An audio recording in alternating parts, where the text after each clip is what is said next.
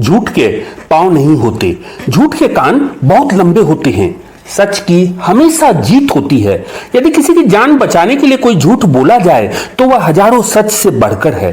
और पता नहीं ऐसी कितनी बातें, परंतु सच तो यही है कि आज शायद ही लाख में से कोई 10-20 लोग वैसे होंगे जिन्होंने कभी भी कोई झूठ न बोला हो। कोटेशन तो यह भी है कि झूठ बोलना सबसे बड़ा अपराध है, या फिर आज की दुनिया में बिना झूठ के चलना असंभव है। जितने लोग उतने विचार, उतनी भाषा, उतनी परिभाषा।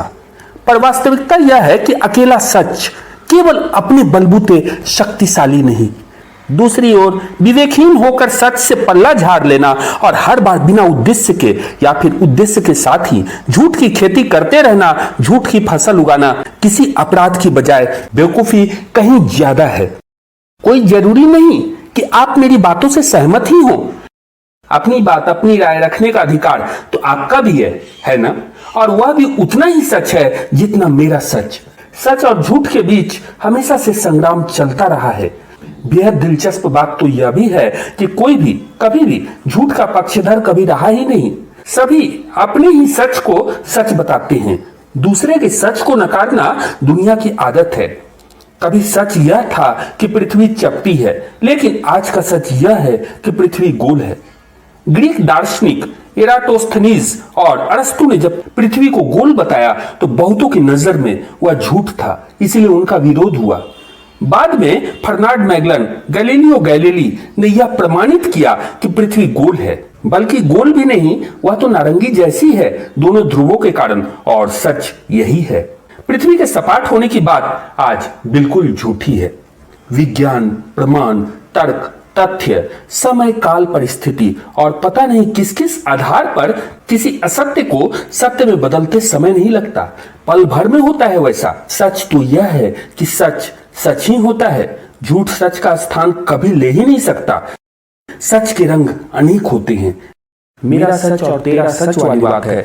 कभी किसी के लिए पुष्पक विमान, सुदर्शन चक्र जैसी बातें काल्पनिक थी, वैसी कल्पना की बात जिसकी चर्चा रामायण और महाभारत में है।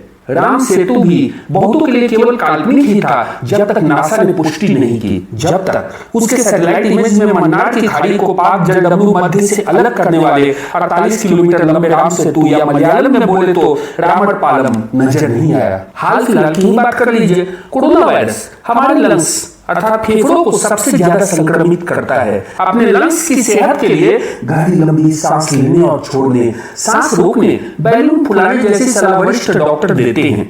भारतीय योग सिद्धांतों में अनेक आसन वैसे हैं जो वही तो करने को कहते हैं। और दिलचस्प बात, यदि पूजा में शंख बजाने की धार्मिक मान्यता की गहराई में जाएंगे तो वहां भी अध्यात्म के साथ विज्ञान नजर आएगा ही किसी न किसी रूप में। हकीकत यह है कि सच और झूठ अपनी जगह, कोई भी एक व्यक्ति विशेष सर्वगुण संपन्न सर्वज्ञाता नहीं हो सकता। किसी एक को न तो सारी जानकारी है, न ही संपूर्ण ज्ञान। आपका विवेक, उपलब्ध तथ्य, सर्वश्रेष्ठ व्यवहारिक ज्ञान, वास्तविकता को समझने और स्वीकारने की क्षमता, वक्त, काल, परिस्थिति की गंभीरता, मानवीय संवेदना का समझना, संपूर्ण प्रकृति, पेड़ पौधे, पशु पक्षी, जमीन आकाश, नदी पठार आदि को समझने का प्रयास ही हमें सच के बेहद करीब ले जाने की क्षमता रखता है। यदि अपने आप में अर्थात अपनी पर्सनैलिटी में हम इन सभी बातों को समेटे हैं तो यकीन मानिए आपकी राह डगमगाएगी नहीं।